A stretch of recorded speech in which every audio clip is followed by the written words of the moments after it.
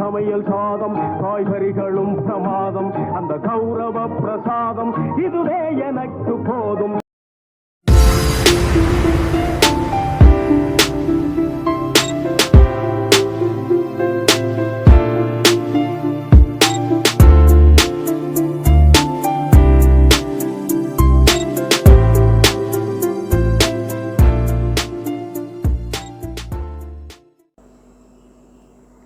Hi friends, எல்லோரும் எப்படி இருக்கீங்க? காரைக்குடியிலேருந்து கார்த்திகா. இன்றைக்கி செட்டிநாட்டு பாரம்பரிய சமையலில் என்ன பார்க்க போகிறோம் அப்படின்னா, சேமியா கேசரி எப்படி ரெடி பண்ணுறது அப்படின்னு பார்க்க போகிறோம். இது வரைக்கும் நம்ம சேனலை சப்ஸ்கிரைப் பண்ணிக்கலைன்னா சப்ஸ்கிரைப் பண்ணிக்கோங்க.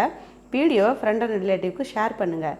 வாங்க இப்போ சேமியா கேசரி எப்படி செய்கிறதுன்னு பார்க்கலாம். 10 நிமிஷத்தில் நம்ம ரெடி பண்ணிடலாம். சேமியா கேசரி செய்கிறதுக்கு நான் இந்த கப்பில் 2 கப் அளவுக்கு சேமியா எடுத்திருக்கேன். அதோட அளவு பார்த்திங்கன்னா கிட்டத்தட்ட ஒரு 400 கிராம் அளவுக்கு இருக்கும். இப்போ நம்ம இது போல் 2 கப்பு நான் சேர்த்துருக்கேன். இது வந்து 200 கிராம் தான். இது போல் 2 கப்பு சேர்த்துருக்கேன். இதை நம்ம வறுத்து எடுத்துக்கலாம். பாருங்கள், நான் இப்போ ஒரு பாத்திரம் காய வச்சுருக்கேன். அதில் 1 ஸ்பூன் அளவுக்கு நம்ம நெய் சேர்த்துக்கலாம். நெய் நல்லா உருகட்டும். நெய் நல்லா உருகுனதும் ஒரு 20 முந்திரியும் ஒரு 15 திராட்சையும் எடுத்திருக்கேன். அதை நெய்யில் நல்லா வறுத்து எடுத்துடலாம். நல்லா முந்திரியும் திராட்சையும் நமக்கு வறுபட்டுருச்சு. அப்படியே ஒரு பாத்திரத்தில் நம்ம அது ரெண்டையும் மாற்றிக்குவோம். நான் இப்போ முந்திரியும் திராட்சையும் வறுத்து எடுத்துட்டேன். அதில் இப்போ 2 கப் அளவுக்கு நான் சேமியா சேர்த்துக்கிறேன். பாருங்கள், இது 2வது கப்பு. நல்லா வந்து பொன்னிறமாக வறுபட்டுறணும். அந்தளவுக்கு நம்ம வறுத்து எடுத்துக்கலாம். அடுப்பை ஸ்லோ ஃப்ளேமில் வச்சுட்டு தான் நம்ம வந்து சேமியா வறுக்கணும். இல்லை அப்படின்னா சீக்கிரத்துலேயே அது கருத்து போயிடும். கீழே இருக்கிறத உடனே நம்ம பரட்டி விட்டுக்கிட்டே இருக்கணும். அடுப்பை ஸ்லோ ஃப்ளேம்லேயே வச்சுட்டு நம்ம சேமியா வறுத்துக்கலாம். இல்லைன்னா சீக்கிரத்துலேயே அது கருத்து போயிடும். லேசாக அப்படியே மெதுவாக கிளறி விட்டுக்கிட்டே இருங்க.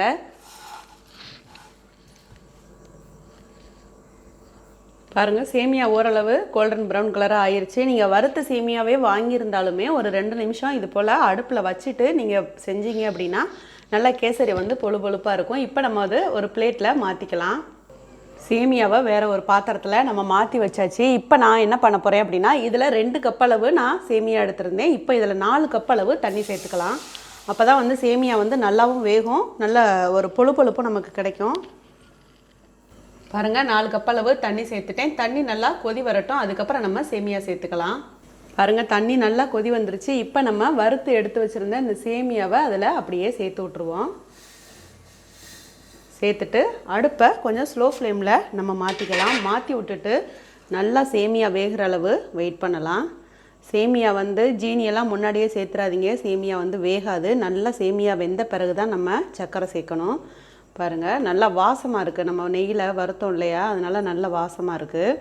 இது ஒரு சிலர் வந்து பார்த்திங்கன்னா ரவையும் சேமியாவும் சரி போட்டு கூட செய்யலாம். அதாவது ரவை 100னா சேமியா 100ம் சேர்த்து செய்வாங்க. அதுவும் ரொம்ப டிஃப்ரெண்ட்டான ஒரு டிஷ்ஷாக இருக்கும். நாங்கள் அப்படி தான் முன்னாடிலாம் செய்வோம். விசேஷங்கள்லேயும் அந்த மாதிரி தான் இங்கே காரைக்குடியிலையும் செய்வாங்க. சேமியா தனியாகவும் செய்யலாம், ரவை தனியாகவும் செய்யலான்னு நம்ம நினச்சிக்க வேண்டாம். ரெண்டையும் சேர்த்து கூட கேசரி செய்யலாம். இப்போ இது நல்லா வேகட்டும். பாருங்கள், ஓரளவுக்கு சேமியா நல்லா வெந்து வந்துருச்சு. பாருங்கள், நல்லா சூப்பராக பொதுன்னு வெந்து வந்துருச்சு. இன்னமும் நமக்கு தண்ணி வந்து இஞ்சணும். தண்ணி இஞ்சின பிறகு தான் நம்ம வந்து சர்க்கரை சேர்த்துக்கணும். இன்னும் ஒரு 2 நிமிஷம். எல்லாமே 2 நிமிஷம் தான். வறுக்கிறது, இந்த சேமியா தண்ணியில் போட்டு வேக வைக்கிறது, அதுக்கப்புறம் சர்க்கரை போடுறது எல்லாமே 2 நிமிஷம் தான். 10 நிமிஷத்தில் கேசரி ரெடி ஆகிடும். இப்போது இன்னும் சத்த நேரம் இந்த தண்ணி நமக்கு வற்றட்டும். பாருங்கள், சேமியா வந்து நல்லா ட்ரை ஆகி பாருங்கள் நல்லா உங்களுக்கு தெரியுது. சேமியாவை இந்த மாதிரி தொட்டு பார்த்தீங்க அப்படின்னா நல்லா உடையணும். இந்த மாதிரி உடஞ்சிருச்சு அப்படின்னா சேமியா வெந்துருச்சு அப்படின்னு அர்த்தம்.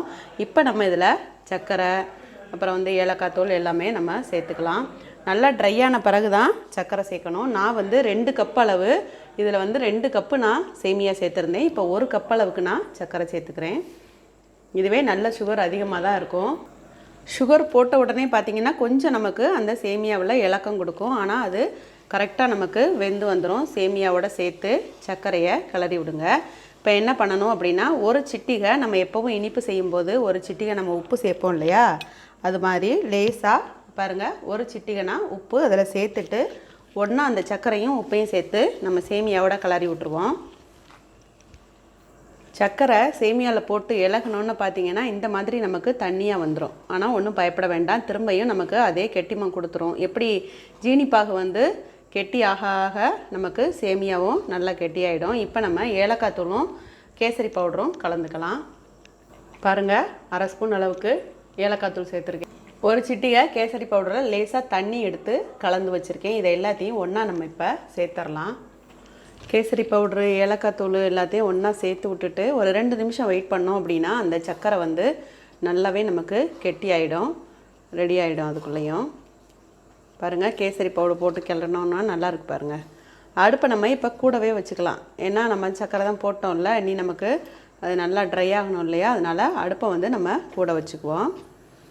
வச்சுட்டு நல்லா கிளறி விட்டுருவோம். பாருங்கள், அந்த ஜீனி பாகு வந்து நல்லா நமக்கு ட்ரை ஆயிருச்சு. எப்படி தெரியும் அப்படின்னா, கம்பி பதம் வந்த மாதிரி நமக்கு ஒரு லேயர் மாதிரி அதில் வரும். நம்ம கிளறும் போது ஒரு லேயர் மாதிரி வரும், அதிலே நம்ம தெரிஞ்சுக்கலாம். இப்போ நம்ம ஒரு ஸ்பூன் நெய் சேர்த்துறோமா. நெய் சேர்த்து கிளறணும் அப்படின்னா பாத்திரத்தில் ஒட்டாமல் நமக்கு கிடைக்கும். ரொம்ப நெய் விடணும்னு அவசியம் இல்லை. மேக்ஸிமமாக ஒரு 3 ஸ்பூன் அளவுக்கு நெய் இருந்தால் போதும். முதல்ல நம்ம வந்து முந்திரி திராட்சை வறுக்கிறதுக்கும் அதுக்கப்புறம் கேசரி இறக்கும் போதும் தான். அதுக்கு மேலே நெய் ரொம்ப தேவைப்படாது. பாருங்கள், இப்போ கொஞ்சம் ஓரளவுக்கு நல்லா நமக்கு சுருளை வந்துருச்சு.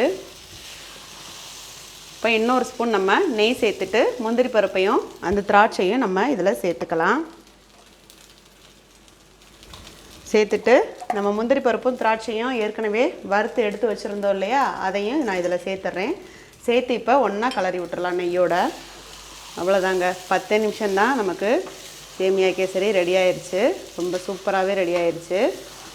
குழந்தைங்க ரொம்ப விருப்பமாக சாப்பிடுவாங்க. அவ்வளோதான், நல்லா சுருளை கிளறிட்டிங்க அப்படின்னா அவ்வளோதான், வேலை முடிஞ்சிச்சு. வாங்க இப்போ சாப்பிட பரிமாறிக்கிறலாம். பாருங்கள், சேமியா கேசரி ரொம்ப சூப்பராக ரெடி ஆயிடுச்சு. இது போல் நீங்களும் ட்ரை பண்ணிவிட்டு எனக்கு கமெண்ட் பண்ணுங்கள், நீங்கள் பண்ண சேமியா கேசரி எப்படி வந்துச்சு அப்படின்னு. வீடியோவை லைக் பண்ணுங்கள், சப்ஸ்கிரைப் பண்ணுங்கள், ஷேர் பண்ணுங்கள். தேங்க்யூ.